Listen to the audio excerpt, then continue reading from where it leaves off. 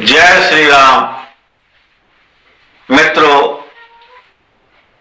अक्सर लोग कहा करते हैं कि हमें सदाचार पूर्वक चलना चाहिए, सदाचारी जीवन हमारा होगा तो हमारे ऊपर ईश्वर की कृपा रहेगी।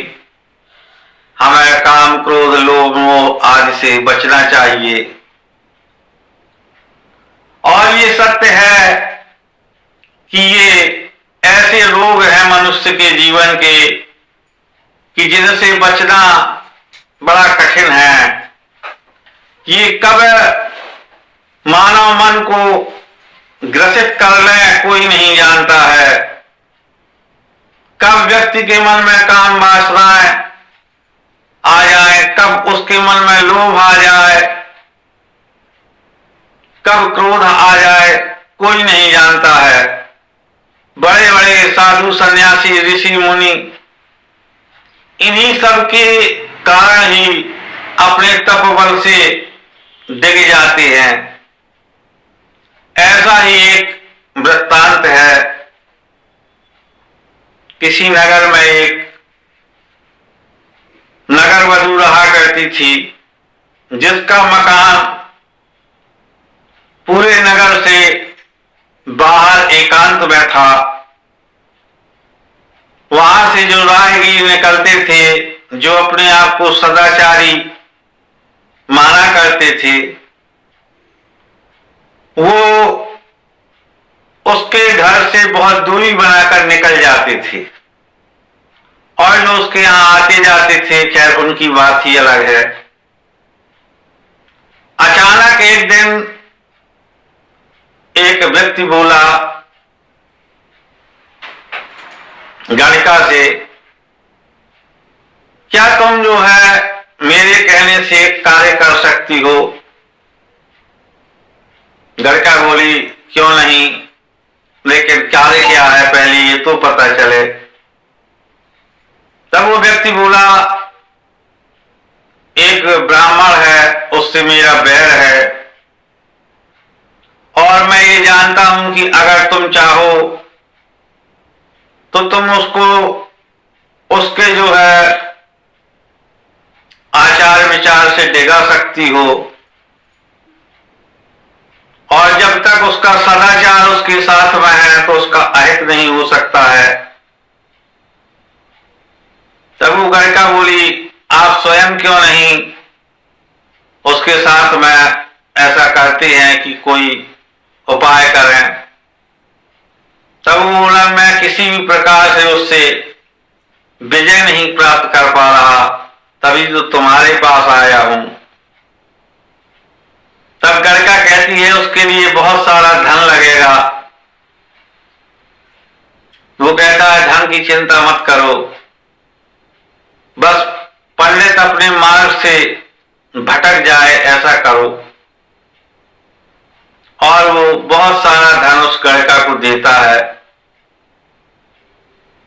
गणिका सर्वप्रथम पहले दिन जाती है तो उस मार्ग में खड़ी हो जाती है जहां से वो पंडित गुजरा करते थे, और उनको आते देखकर हाथ जोड़कर कहती है, ब्राह्मण देवता मेरा प्रणाम स्वीकार कर लें। और वो ब्राह्मण भी पहले दिन उससे कहता है, दूर रहो दूर रहो, मुझे छूना नहीं छूना नहीं। और वो दूर खड़ा हो जाता है, हाँ हाँ बताओ, शीघ्रता पूर्वक बताओ क्या बात है। तो गणिका कहती है, महाराज मैं हमेशा पाप कर्म में लगी हूं, लेकिन आप जैसे सदाचारी ब्राह्मण की अगर कृपा हो जाए तो मेरा जीवन धन्य हो जाएगा। तब वो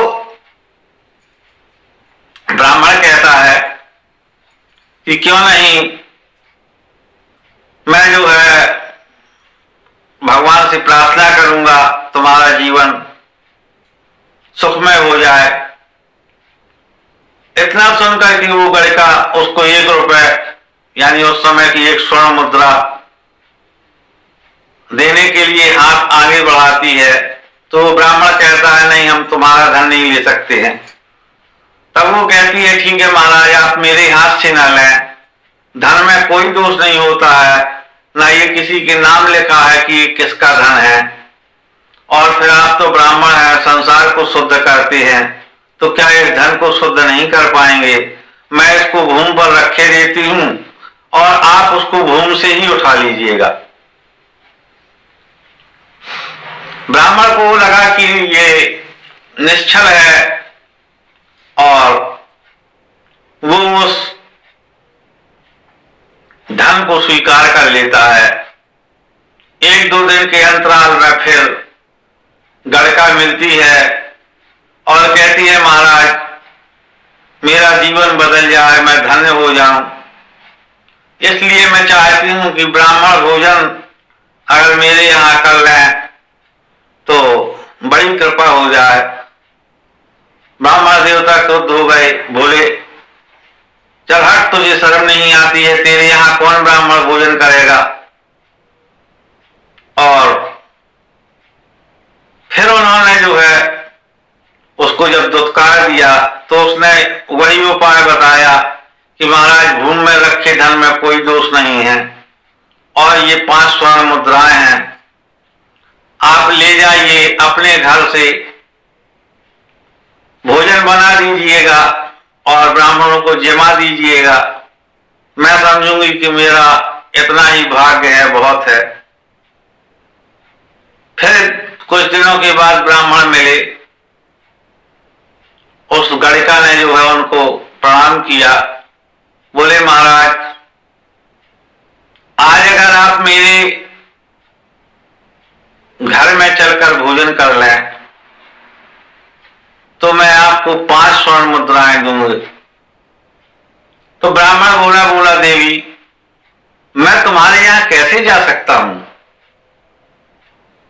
मैं तुम्हारा छुआ नहीं खा सकता हूं। तब वो वैश्या कहती है, ठीक है आप मेरा छुआ ना खाएं, मेरे घर के अंदर ना जाएं, तो इतना तो हो ही सकता है कि मेरे घर के सामने जो मैदान है वहां पे आप भोजन बना करके और पालें, तो मेरे लिए बड़ी खुशी की बात हो जाएगी। तब वो पंडित जी कहते हैं, ठीक है ऐसा हो सकता है। उसने गड़का ने फिर उनको 5 स्वर्ण मुद्राएं दी और पंडित जी को भी ऐसा लगने लगा था कि ये धन देती है, इसके बदले में तो क्या बुरा है, मैंने कोई गलत कार्य तो नहीं किया है, ब्राह्मण का तो कार्य ही है। तब वो जाकर के उनके घर के सामने भोजन बनाते हैं और भोजन करते हैं। उसके बाद 2-4 दिन होते हैं, फिर वो वैश्या कहती है, महाराज जब आपने वहां पे भोजन कर लिए हैं तो आपके ऊपर कोई दोष तो लगा नहीं, तो अगर आप मेरे घर के प्रांगण में अगर भोजन करेंगे, अपने हाथ से बनाइएगा, आपको मैं अपना छुआ नहीं खिलाऊंगी, लेकिन आप मेरे घर के प्रांगण में भोजन बना लीजिए, मैं आपको 5 नहीं 10 असरफियां दूंगी। ब्राह्मण ने उसको भी स्वीकार कर लिया। ब्राह्मण का भी लोभ निरंतर बढ़ रहा था और अंतोगत्वा उस धन के लोभ में एक दिन स्थिति ऐसी आती है कि ब्राह्मण सदाचार से व्यभिचार की ओर मुड़ जाता है और जो उसके सुकृत थे वो नष्ट हो जाते हैं।